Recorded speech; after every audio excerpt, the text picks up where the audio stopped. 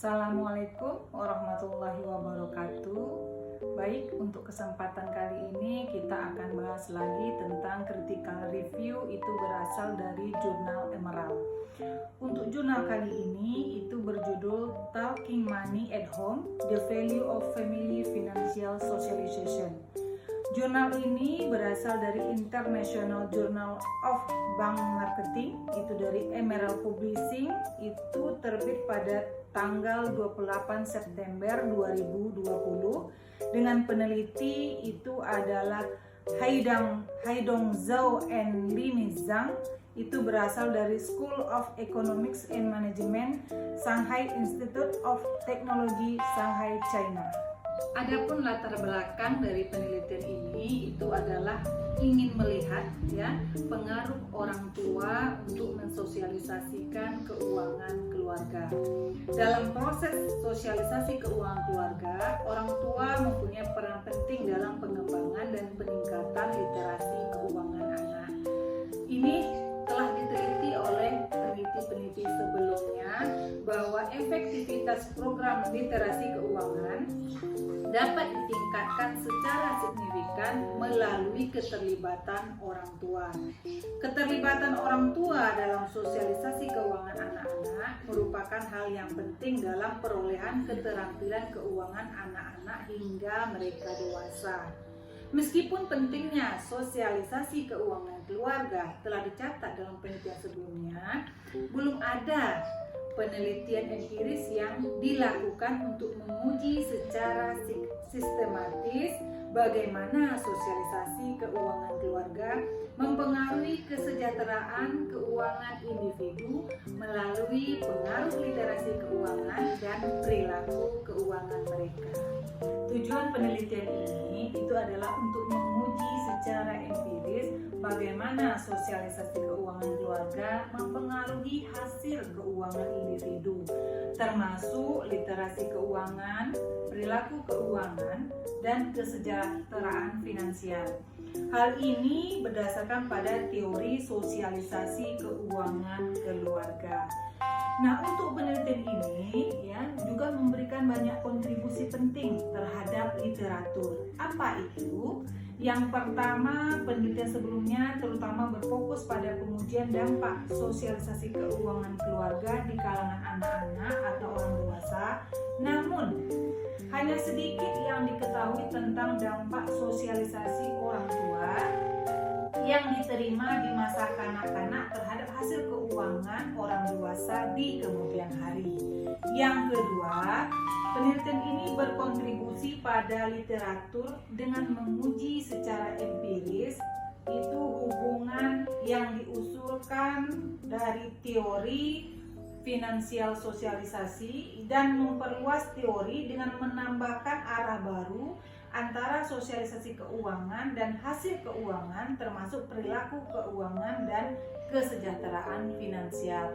Dan yang terakhir, dibandingkan mengukur literasi keuangan sebagai variabel berdimensi tunggal. Pada penelitian sebelumnya, penelitian ini menambah literatur dengan mengukur literasi keuangan melalui 3 variabel yang masing-masing mewakili dimensi kognitif, praktis, dan psikologis. Hipotesis penelitian ini itu ada 6 di mana di sini itu memakai variabel kontrol, yaitu variabel pendidikan orang tua. Hipotesis yang pertama itu terdiri dari 3, artinya satu hipotesis itu ada yang terbagi 3, ada kemudian yang berdiri sendiri. Untuk hipotesis pertama itu sosialisasi keuangan berpengaruh positif terhadap literasi keuangan. Kemudian hipotesis 1A di situ sosialisasi keuangan berpengaruh positif terhadap pengetahuan keuangan. Hipotesis 1B, sosialisasi keuangan berpengaruh positif terhadap keahlian keuangan. Kemudian hipotesis 1C, sosialisasi keuangan berpengaruh positif terhadap self-efficacy keuangan. Hipotesis yang kedua itu terdiri dari 1 saja. di mana di sini sosialisasi keuangan berpengaruh positif terhadap perilaku keuangan. Hipotesis yang ketiga itu terdiri dari A, B, C. Hipotesis yang ketiga itu adalah pertama, literasi keuangan berpengaruh positif terhadap perilaku keuangan. Hipotesis 3A, pengetahuan keuangan berpengaruh positif terhadap perilaku keuangan. Hipotesis 3B, keahlian keuangan berpengaruh positif terhadap perilaku keuangan. Dan hipotesis 3C, self-efficacy keuangan berpengaruh positif terhadap perilaku keuangan. Hipotesis yang keempat itu adalah sosialisasi keuangan berpengaruh positif terhadap kesejahteraan keuangan. Hipotesis yang kelima itu juga terdiri dari 4. Yang pertama, hipotesis 5 itu literasi keuangan itu berpengaruh positif terhadap kesejahteraan keuangan. Hipotesis 5A, pengetahuan keuangan berpengaruh positif terhadap kesejahteraan keuangan.